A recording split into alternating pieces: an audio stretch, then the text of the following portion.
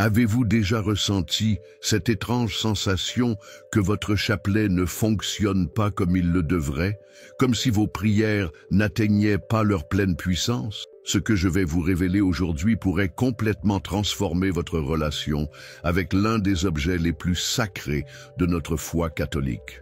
Et je ne parle pas simplement d'une légère amélioration de vos prières. Je parle d'une révolution spirituelle qui pourrait changer votre vie de foi pour toujours. Selon des témoignages authentiques, Père Pio, l'un des saints les plus mystiques et vénérés de notre Église, a transmis des avertissements très spécifiques concernant notre chapelet. Des avertissements que 99% des catholiques ignorent complètement. Imaginez que pendant des années, vous ayez utilisé cet instrument sacré d'une manière qui diminue son pouvoir spirituel, ou pire encore, d'une façon qui pourrait même être considérée comme un manque de respect envers sa sainteté. C'est exactement ce que font la majorité des fidèles, sans même s'en rendre compte. Vous pensez peut-être, je récite mon chapelet régulièrement, je connais toutes les prières par cœur, comment pourrais-je faire quelque chose de mal? La vérité, c'est que Père Pio, avec sa profonde connexion au divin et ses stigmates miraculeux, voyait au-delà des apparences. Il comprenait la dimension spirituelle du chapelet d'une manière que peu d'entre nous peuvent saisir. Saviez-vous que Père Pio considérait le chapelet comme l'arme contre le mal? Il ne quittait jamais son chapelet et le tenait souvent serré dans sa main stigmatisée. Mais attention, une arme mal utilisée peut devenir inefficace, voire dangereuse. Avant de vous révéler ces erreurs cruciales, je dois vous avertir. Après avoir entendu ce que je vais partager, vous ne regarderez plus jamais votre chapelet de la même façon. Certains de ces points pourraient même vous choquer ou vous mettre mal à l'aise, car ils remettront en question des habitudes profondément ancrées. Si vous êtes prêt à découvrir ces vérités essentielles, continuez à regarder. Si vous pensez déjà tout savoir sur le chapelet, je vous invite particulièrement à rester, car c'est souvent ceux qui croient maîtriser un sujet qui ont le plus à apprendre. D'ailleurs, j'aimerais connaître votre propre expérience avec le chapelet. Depuis combien de temps récitez-vous le rosaire? Quelle est votre méthode préférée? Partagez vos réflexions dans les commentaires. Votre témoignage pourrait aider d'autres personnes dans leur cheminement spirituel. Maintenant, préparez-vous à une révélation qui pourrait revitaliser votre foi et donner à vos prières une puissance que vous n'auriez jamais imaginée. Ces enseignements de Père Pio sont si précieux qu'il est de notre devoir de les partager avec tous ceux qui cherchent à approfondir leur dévotion mariale. Car rappelez-vous, le chapelet n'est pas un simple objet, c'est un pont entre nous et le divin, entre notre monde et celui de la Vierge Marie. Et comme tout pont sacré, il existe des protocoles à respecter pour le traverser dignement et efficacement. Êtes-vous prêt à découvrir ce que Père Pio voulait vraiment nous enseigner sur cet instrument de prière incomparable? Êtes-vous prêt à faire partie des 1% qui connaissent ces vérités cachées? Pour comprendre pleinement l'importance des avertissements de Père Pio concernant le chapelet, nous devons d'abord saisir qui était cet homme extraordinaire et pourquoi ses enseignements sur la prière portent un tel poids spirituel. Francesco Forgione, connu sous le nom de Père Pio, n'était pas un saint ordinaire. Né en 1887 en Italie, il a vécu pendant plus de 50 ans avec les stigmates, les blessures du Christ crucifié. Ce phénomène mystique, combiné à ses dons de bilocation, de prophétie et de lecture des âmes, a fait de lui l'un des saints les plus vénérés du XXe siècle. Ce qui rend ses enseignements sur le chapelet particulièrement pertinents, c'est sa relation exceptionnelle avec cet objet de dévotion. Pour Père Pio, le chapelet n'était pas simplement une routine quotidienne, c'était littéralement son arme spirituelle. Il disait souvent « Le rosaire est l'arme pour ces temps ». Dans un monde spirituellement troublé comme le nôtre, ces paroles résonnent avec une urgence renouvelée. Réfléchissez un instant à votre propre vie spirituelle. Combien de défis, de tentations, d'angoisses vous assaillent quotidiennement? Dans cette bataille invisible mais bien réelle, disposez-vous d'une arme efficace? Ou comme beaucoup de catholiques modernes, avez-vous négligé cet héritage précieux, le réduisant à une simple tradition ou pire encore, à un accessoire? Un problème courant que j'observe chez de nombreux fidèles est ce que j'appelle la banalisation du sacré. Nous manipulons nos objets saints avec une désinvolture qui aurait horrifié nos ancêtres dans la foi. Nous traitons souvent notre chapelet comme un simple objet parmi d'autres, oubliant sa dimension surnaturelle et son pouvoir d'intercession. Cette attitude n'est pas sans conséquence. Comme me confiait récemment le Père Jean-Marie, exorciste du diocèse de Lyon depuis plus de 30 ans, dans mon ministère, je vois clairement la différence entre les personnes qui entretiennent une relation profonde et respectueuse avec leur chapelet et celles qui le considèrent comme un simple porte-bonheur. La protection spirituelle qu'il offre est directement proportionnelle au respect qu'on lui accorde. Pour illustrer cette réalité, laissez-moi vous raconter l'histoire de Claire, une paroissienne que j'ai connue. Pendant des années, elle gardait son chapelet dans un tiroir, ne le sortant que pour les occasions spéciales. Sa vie spirituelle était tiède, ses prières semblaient rester sans réponse. Un jour, après avoir assisté à une conférence sur Père Pio, elle décida de changer radicalement sa relation avec son chapelet, suivant scrupuleusement les conseils du saint. En moins de 3 mois, sa vie spirituelle s'était transformée. C'est comme si j'avais découvert un trésor qui était sous mes yeux depuis toujours, m'a-t-elle confié. Cette histoire n'est pas unique. À travers les siècles, d'innombrables témoignages attestent du pouvoir transformateur du chapelet correctement utilisé. Saint Louis-Marie Grignon de Montfort affirmait que le rosaire est un trésor de grâce. Sainte Thérèse de Lisieux ne se séparait jamais de son chapelet qu'elle appelait sa petite chaîne d'amour. Et bien sûr, la Vierge Marie elle-même, lors de ses apparitions à Fatima, a insisté sur l'importance cruciale de cette prière pour le salut du monde. Imaginez le chapelet comme une technologie spirituelle sophistiquée. Comme tout outil avancé, il requiert plus qu'une connaissance superficielle pour révéler tout son potentiel. Utiliser un chapelet sans comprendre les enseignements de Père Pio à son sujet, c'est comme posséder un smartphone ultra moderne, mais ne s'en servir que pour passer des appels téléphoniques. Vous passez à côté de sa véritable puissance. Dans les minutes qui suivent, je vais vous révéler précisément ce que Père Pio nous enseigne à ce sujet. Ces connaissances ne sont pas nouvelles. Elles font partie de la tradition catholique depuis des siècles, mais elles ont été progressivement oubliées, négligées ou déformées dans notre monde moderne pressé et distrait. Êtes-vous prêt à redécouvrir la puissance authentique de votre chapelet? Êtes-vous disposé à entrer dans le 1% des catholiques qui comprennent véritablement comment honorer et utiliser cet instrument sacré? Les révélations qui suivent pourraient bien transformer non seulement votre pratique du rosaire, mais votre vie spirituelle tout entière. Erreur 1. Toucher le chapelet avec des mains impures. La première erreur fondamentale que Père Pio soulignait avec insistance concerne l'état de nos mains lorsque nous manipulons le chapelet. Cette erreur peut sembler mineure, mais elle révèle une profonde incompréhension de la nature sacrée de cet objet. Selon les témoignages recueillis auprès des proches de Père Pio, le saint insistait sur le fait que le chapelet devait être touché avec des mains propres, et cela va bien au-delà de la simple hygiène physique. Il s'agit d'une pureté à la fois littérale et symbolique. Que se passe-t-il lorsque nous manipulons notre chapelet sans cette considération? D'abord, nous diminuons inconsciemment la révérence due à cet objet béni. Père Pio voyait le chapelet comme une extension de la Vierge Marie elle-même, une chaîne sacrée qui nous relie directement au ciel. Le toucher négligemment, c'est comme manquer de respect à la Mère de Dieu en personne. Plus grave encore, cette négligence crée une barrière spirituelle. Comme l'expliquait Père Pio à ses fidèles, les grâces qui circulent à travers le chapelet peuvent être entravées par notre manque de respect. C'est comme essayer de recevoir un signal puissant avec une antenne endommagée. Techniquement, quelque chose passe, mais la transmission est gravement altérée. Les conséquences de cette erreur peuvent être subtiles, mais profondes. De nombreux catholiques se plaignent de sécheresse spirituelle pendant la récitation du rosaire, d'un sentiment de routine vide, ou pire, d'un ennui persistant. Ils ne réalisent pas que cette expérience appauvrie pourrait être directement liée à leur manière de traiter physiquement leur chapelet. Quelle est donc la solution préconisée par Père Pio? Elle est à la fois simple et profonde. traitez votre chapelet comme un objet véritablement sacré.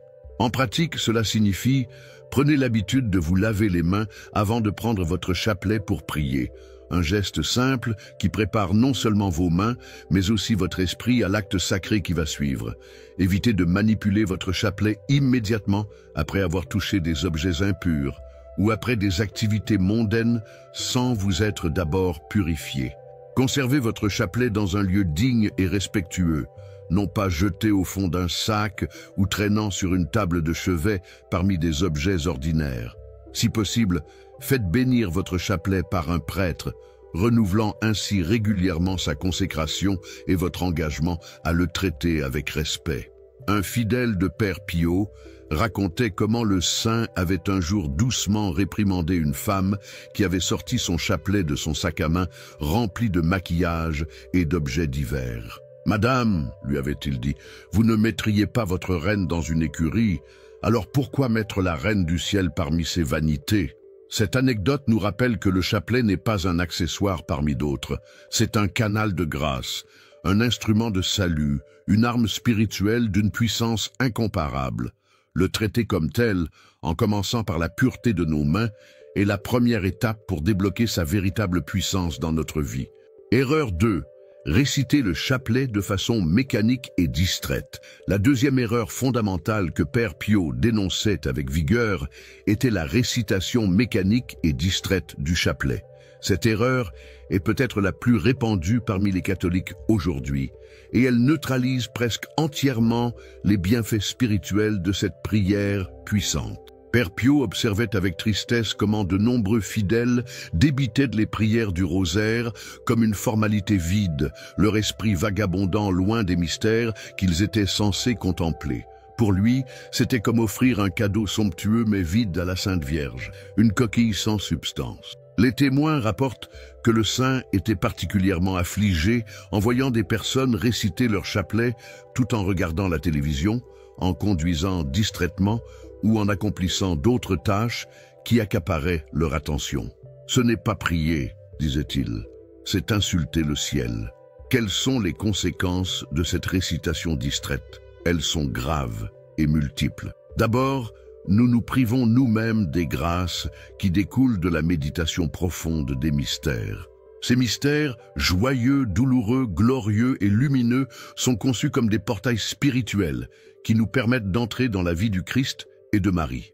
Les ignorer, c'est comme posséder une clé, mais refuser d'ouvrir la porte. De plus, cette habitude de distraction renforce notre tendance naturelle à la superficialité spirituelle. Chaque Ave Maria récité sans attention approfondit notre incapacité à nous concentrer sur les réalités divines. C'est un cercle vicieux qui peut graduellement éroder notre vie de prière tout entière. Plus subtilement, cette habitude de distraction pendant le chapelet peut même affaiblir notre protection spirituelle. Père Pio considérait le rosaire comme un bouclier contre les forces du mal, mais un bouclier tenu mollement ou négligemment offre peu de protection dans la bataille. Comment corriger cette erreur si commune? Père Pio proposait plusieurs solutions pratiques. Premièrement, il recommandait de réciter le chapelet dans un environnement propice au recueillement, idéalement devant le Saint-Sacrement ou dans un coin prière de notre maison, loin des distractions modernes. Deuxièmement, il conseillait de prendre quelques instants avant de commencer pour se mettre consciemment en présence de Dieu et de Marie, reconnaissant à qui nous nous adressons réellement. Troisièmement, il suggérait de visualiser chaque mystère avant de réciter la dizaine correspondante, formant dans notre esprit une image claire de la scène biblique que nous contemplons. Enfin, il recommandait la pratique du rosaire médité, où chaque Ave Maria est enrichi d'une courte phrase rappelant l'aspect du mystère que nous contemplons. Une fidèle de Père Pio racontait comment le saint l'avait guidé pour transformer sa récitation routinière. Un jour, après ma confession, Père Pio m'a demandé « Comment récitez-vous votre chapelet ?» J'ai répondu que je le récitais tous les jours fidèlement. Il m'a regardé profondément et a dit « Oui, mais le récitez-vous ou le priez-vous » Cette simple question a transformé ma relation avec le rosaire pour toujours. Souvenons-nous que le chapelet n'est pas un exercice de répétition verbale, mais une ascension spirituelle à travers les mystères de notre foi. Chaque Ave Maria devrait être comme une marche qui nous élève plus haut dans notre contemplation du divin. Erreur 3. Utiliser un chapelet non béni ou traiter sa bénédiction avec légèreté. La troisième erreur, plus subtile mais tout aussi préjudiciable selon Père Pio, concerne la bénédiction du chapelet et l'attitude que nous adoptons envers cette consécration. Cette erreur passe souvent inaperçue, même parmi les catholiques pratiquants, et pourtant elle peut considérablement diminuer l'efficacité spirituelle de cette prière. Père Pio insistait sur le fait qu'un chapelet non béni, bien que matériellement identique à un chapelet béni, est spirituellement incomplet.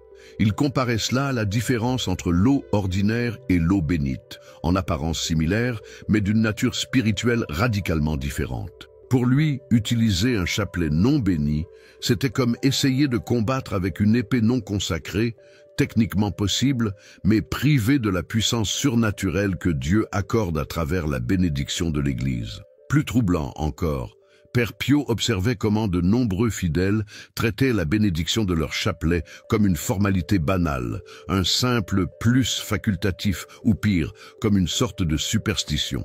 Cette incompréhension a des conséquences spirituelles profondes.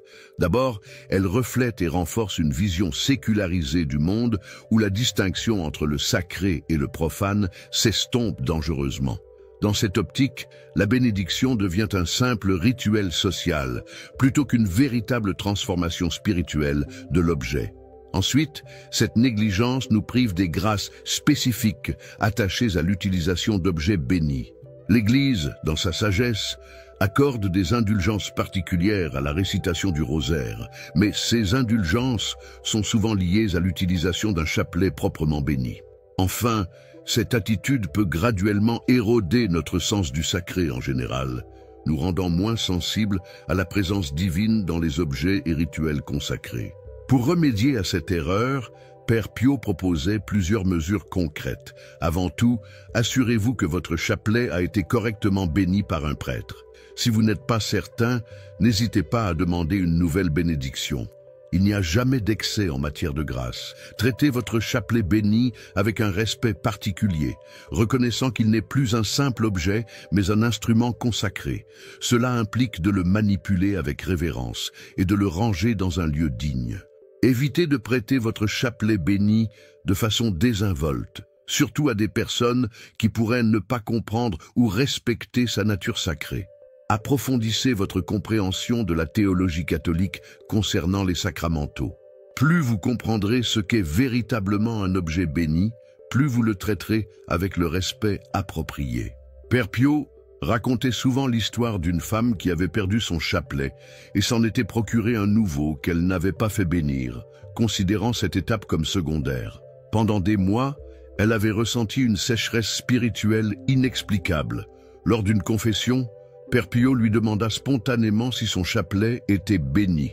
Stupéfaite par cette intuition, elle admit que non. Après avoir fait bénir son chapelet, sa vie de prière retrouva rapidement sa vitalité et sa profondeur. Cette histoire nous rappelle que la bénédiction n'est pas une simple formalité, mais une réalité spirituelle puissante qui transforme véritablement l'objet et, par extension, notre expérience de prière avec celui-ci. Erreur 4. Porter le chapelet comme un simple bijou ou accessoire. La quatrième erreur identifiée par Père Pio comme bloquant potentiellement les grâces du chapelet concerne la tendance croissante à porter le rosaire comme un simple accessoire de mode ou un bijou décoratif. Cette pratique, qui peut sembler innocente ou même pieuse en surface, cache en réalité un problème spirituel profond selon le saint mystique. Père Pio observait avec inquiétude comment le chapelet d'instrument de prière se transformait parfois en objet d'ornementation personnelle. Il voyait des chapelets en or ou en argent, parfois incrustés de pierres précieuses, portés ostensiblement au cou ou au poignet par des personnes qui ne récitaient jamais les prières correspondantes ou ne connaissaient même pas leur signification. Le problème fondamental de cette pratique réside dans la banalisation et la sécularisation d'un objet sacré. Porter un chapelet principalement pour son esthétique, c'est inverser l'ordre des valeurs. L'apparence extérieure prend le pas sur la signification spirituelle profonde. Les conséquences de cette erreur sont multiples et insidieuses. D'abord, elle contribue à vider le chapelet de son sens véritable aux yeux du monde. Quand les non-croyants voient des chapelets portés comme de simples accessoires de mode, ils sont confortés dans l'idée que la religion n'est qu'une façade, un ornement culturel sans substance réelle. Plus grave encore, pour celui qui porte ainsi le chapelet, cette pratique peut créer une illusion de piété. On peut se sentir religieux par association extérieure avec ce symbole, tout en négligeant la conversion intérieure et la prière réelle que ce même symbole est censé inspirer. Enfin, cette utilisation inappropriée peut même constituer une forme subtile de profanation. Père Pio comparait cela à l'utilisation d'un calice consacré comme vase à fleurs, techniquement possible, mais spirituellement offensant. Comment corriger cette erreur si répandue dans notre culture moderne? Père Pio offrait plusieurs conseils pratiques. Si vous choisissez de porter un chapelet, assurez-vous que cela soit fait avec une intention de prière et non d'ostentation. Le chapelet porté doit être un rappel constant de prier et non un simple ornement. Préférez porter votre chapelet discrètement, dans une poche ou un sac, plutôt que de façon ostentatoire. Jésus lui-même nous met en garde contre l'exhibition de notre piété. Matthieu 6, 5, 6. Si vous portez un chapelet visible, au poignet par exemple, prenez l'engagement sérieux de réciter au moins une dizaine chaque fois que vous le remarquez ou que quelqu'un le mentionne. Choisissez un chapelet pour sa signification spirituelle et sa durabilité plutôt que pour son apparence luxueuse. Père Pio lui-même utilisait un chapelet simple mais résistant. Un jour, une jeune femme élégante se présenta à Père Pio pour la confession, portant un chapelet coûteux en or autour du cou, comme un collier. Avant même qu'elle ne commence sa confession, le saint lui dit doucement « Ma fille, ce chapelet que vous portez, l'utilisez-vous pour prier ou pour vous admirer dans le miroir ?» Bouleversée par cette perspicacité, elle comprit immédiatement son erreur et changea non seulement sa façon de porter le chapelet, mais surtout sa relation avec cette prière sacrée. Souvenons-nous que le chapelet n'est pas un talisman ou un ornement, mais un instrument de prière et de méditation. Sa valeur ne réside pas dans son apparence extérieure, mais dans sa capacité à nous élever vers les réalités célestes à travers la méditation des mystères du Christ. Erreur 5. Croire que le simple fait de posséder un chapelet offre une protection. La cinquième erreur, particulièrement trompeuse selon Père Pio, consiste à croire que le simple fait de posséder un chapelet confère une protection automatique, indépendamment de notre foi, de notre pratique de prière et de notre vie morale. Cette croyance erronée peut donner l'illusion d'une sécurité spirituelle tout en nous maintenant dans une dangereuse stagnation. Père Pio observait avec préoccupation comment certains fidèles traitaient leur chapelet presque comme un talisman magique, le suspendant au rétroviseur de leur voiture, le gardant sous leur oreiller ou le transportant dans leur portefeuille, tout en négligeant complètement de le prier ou de vivre selon les principes qu'il représente. Ce malentendu fondamental transforme le chapelet d'un instrument de prière active en un objet supposément doté de pouvoirs intrinsèques, indépendant de notre participation consciente. C'est une forme subtile de superstition qui s'éloigne de l'authentique spiritualité catholique. Les conséquences de cette erreur sont particulièrement pernicieuses car elles créent une fausse sécurité. On peut croire être protégé par la présence passive d'un chapelet tout en restant vulnérable spirituellement.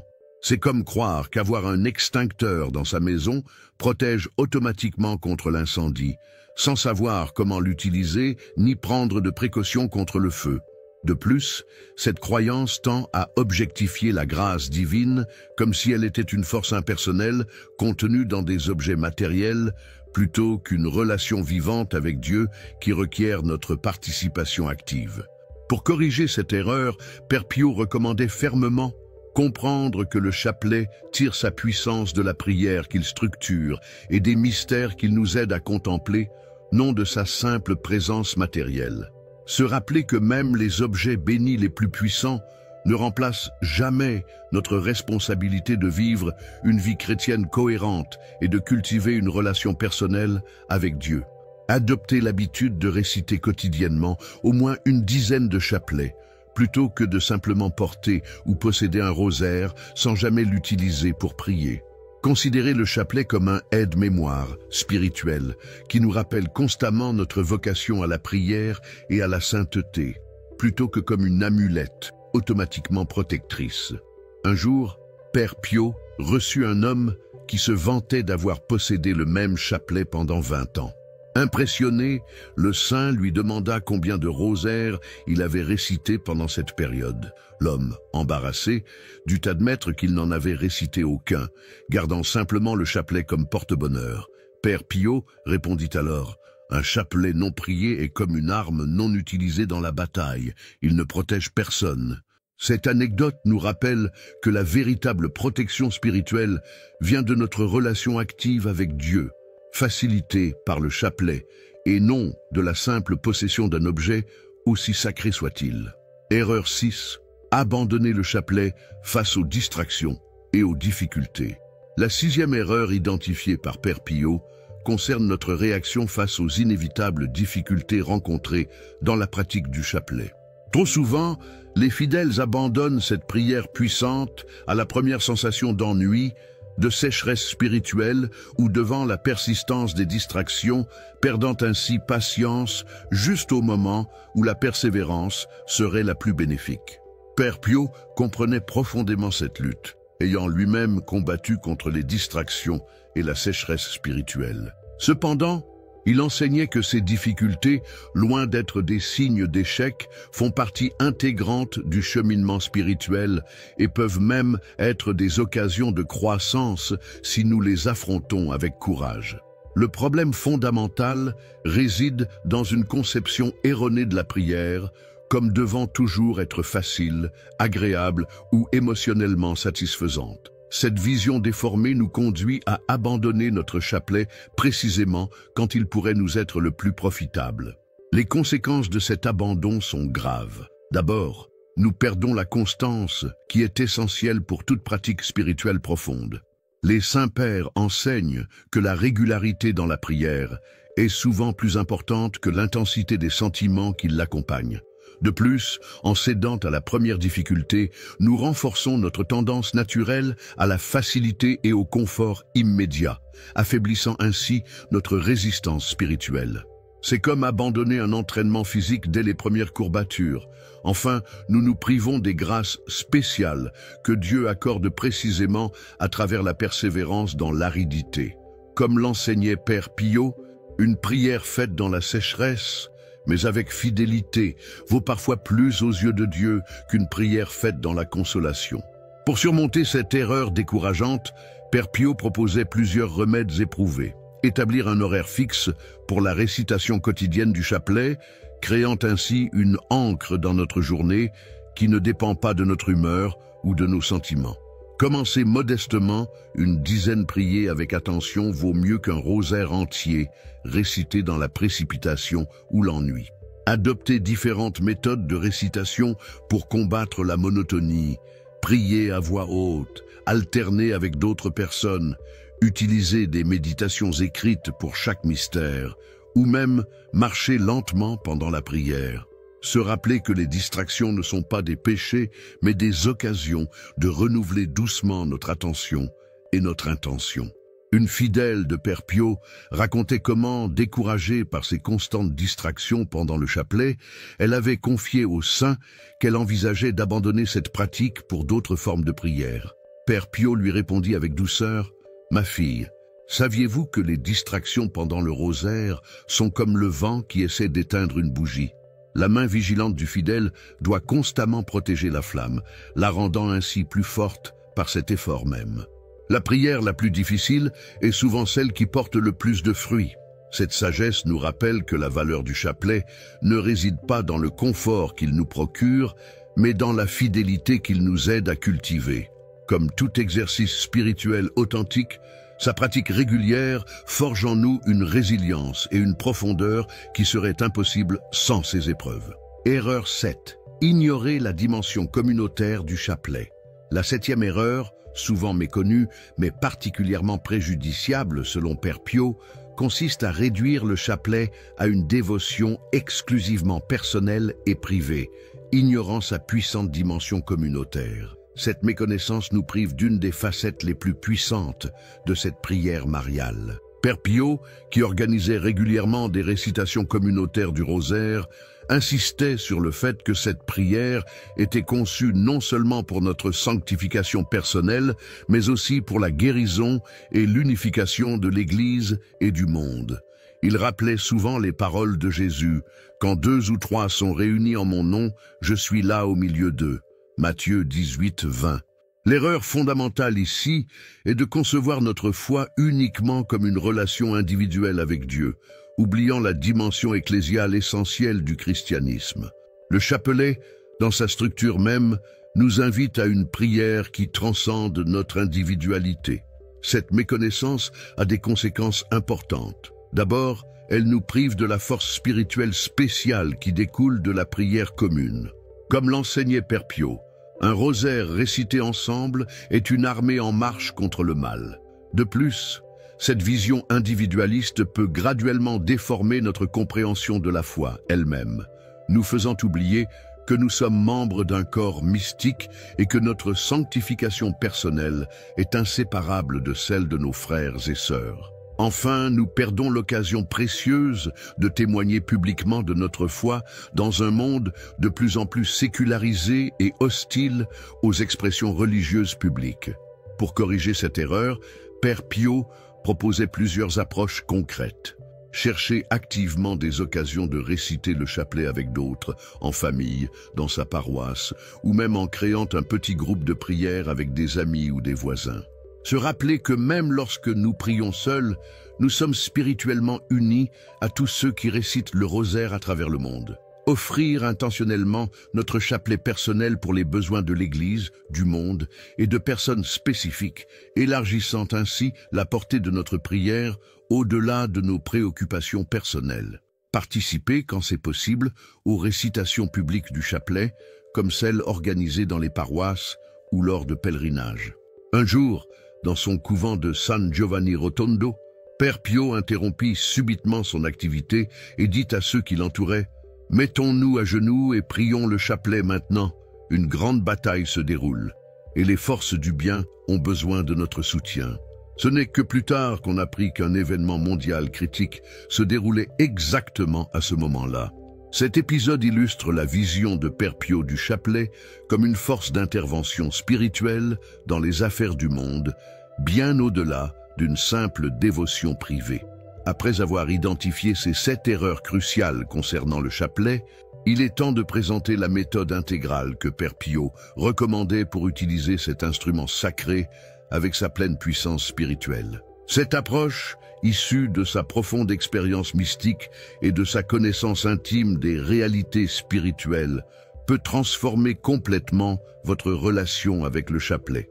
Voici le protocole en 7 étapes que Père Pio enseignait à ses fidèles pour maximiser les fruits spirituels du rosaire. Étape 1. La préparation sacrée. Commencez par vous laver les mains, symbolisant la purification de votre cœur et de votre esprit. Père Pio recommandait même de faire un bref examen de conscience avant de prendre votre chapelet. Choisissez un lieu calme, si possible devant une image sacrée ou une bougie allumée, créant ainsi un espace consacré à cette rencontre spirituelle. Étape 2. L'intention consciente. Avant de commencer, formulez clairement votre intention de prière. Pour qui ou pourquoi offrez-vous ce chapelet? Quelle grâce particulière recherchez-vous? Père Pio disait « Un chapelet sans intention précise est comme une lettre sans adresse. Elle peut circuler longtemps avant d'atteindre sa destination. » Étape 3. L'invocation initiale. Commencez toujours par le signe de croix. Faites avec attention et révérence, puis récitez le credo avec une foi vive, réaffirmant ainsi les vérités fondamentales sur lesquelles repose notre foi. Cette étape souvent négligée était considérée par Père Pio comme essentielle pour ouvrir les canaux spirituels de la grâce. Étape 4. La contemplation visuelle.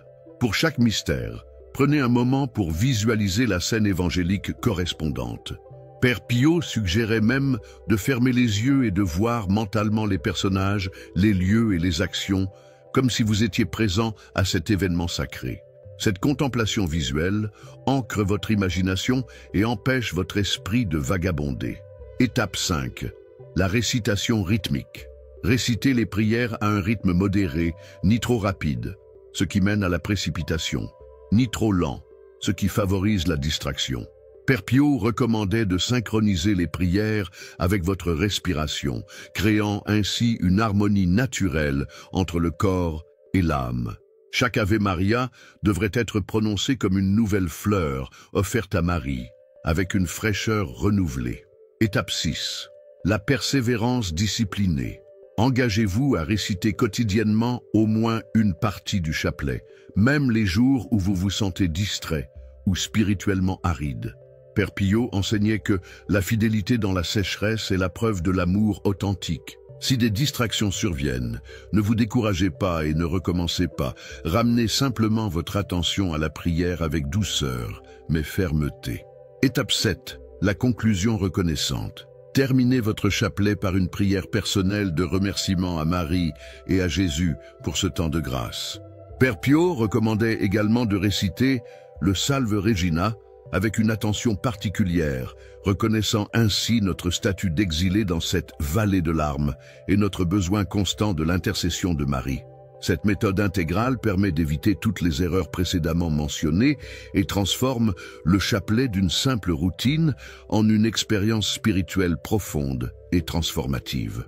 Comme l'affirmait Père Pio, celui qui pratique le rosaire selon cette méthode ne restera jamais le même. Soit il progressera vers la sainteté, soit il abandonnera la prière, car elle lui montrera trop clairement ses propres incohérences. De nombreux témoignages attestent de l'efficacité de cette approche. Des fidèles rapportent une paix intérieure plus profonde, une résistance accrue aux tentations, une clarté spirituelle améliorée et même des grâces extraordinaires obtenues par l'intercession de Marie. Mais surtout, ils témoignent d'une relation transformée avec le chapelet lui-même, qui cesse d'être un objet familier pour devenir un compagnon précieux sur le chemin de la sainteté. Je vous invite maintenant à relever ce que j'appelle le défi des 7 jours du chapelet transformé, directement inspiré des enseignements de Père Pio. Ce défi simple mais profond peut révolutionner votre relation avec cette prière ancestrale et libérer des grâces insoupçonnées dans votre vie spirituelle. Voici en quoi consiste ce défi. Pendant 7 jours consécutifs, engagez-vous à réciter quotidiennement au moins 5 dizaines du chapelet, un rosaire complet, en suivant rigoureusement la méthode en 7 étapes que nous venons de décrire.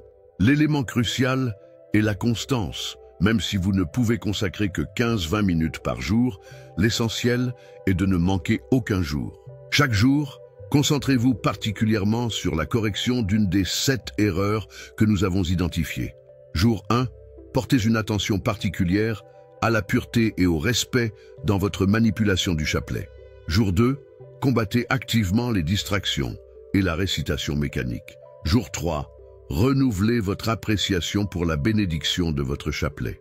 Jour 4, réfléchissez à votre attitude envers le chapelet, objet de prière ou accessoire. Jour 5, méditez sur la différence entre posséder un chapelet et prier activement avec lui. Jour 6, persévérez malgré la sécheresse spirituelle ou les difficultés. Jour 7, cherchez une occasion de réciter le chapelet avec d'autres personnes. Ce défi peut paraître simple, mais Père Pio affirmait que 7 jours de pratique intense et correcte du rosaire peuvent produire des changements spirituels plus profonds que des années de pratique routinière et distraite. Pourquoi ce défi fonctionne-t-il si puissamment? Parce qu'il combine 3 éléments essentiels à toute transformation spirituelle: la connaissance correcte, comprendre les erreurs à éviter, la pratique disciplinée, récitation quotidienne, et l'intention spécifique, se concentrer chaque jour sur un aspect particulier. Je vous encourage vivement à partager votre expérience de ce défi dans les commentaires de cette vidéo. Quelles difficultés avez-vous rencontrées? Quelle grâce ou insight avez-vous reçu? Votre témoignage pourrait inspirer d'autres personnes à redécouvrir cette arme spirituelle dont notre monde a tant besoin. Nous avons exploré ensemble les enseignements précieux de Père Pio sur le chapelet. Cet instrument de prière souvent négligé, mais d'une puissance incommensurable. En évitant ces 7 erreurs cruciales et en adoptant sa méthode éprouvée, vous transformerez non seulement votre pratique du rosaire, mais potentiellement votre vie spirituelle tout entière. Comme le disait Père Pio, le chapelet est la chaîne qui nous relie au ciel dans un monde qui tente constamment de nous enchaîner à la terre. Osez prendre cette chaîne sacrée avec un respect renouvelé et découvrez les trésors spirituels qu'elle peut déverrouiller dans votre vie. N'oubliez pas de vous abonner à notre chaîne pour plus d'enseignements sur les trésors cachés de notre foi catholique.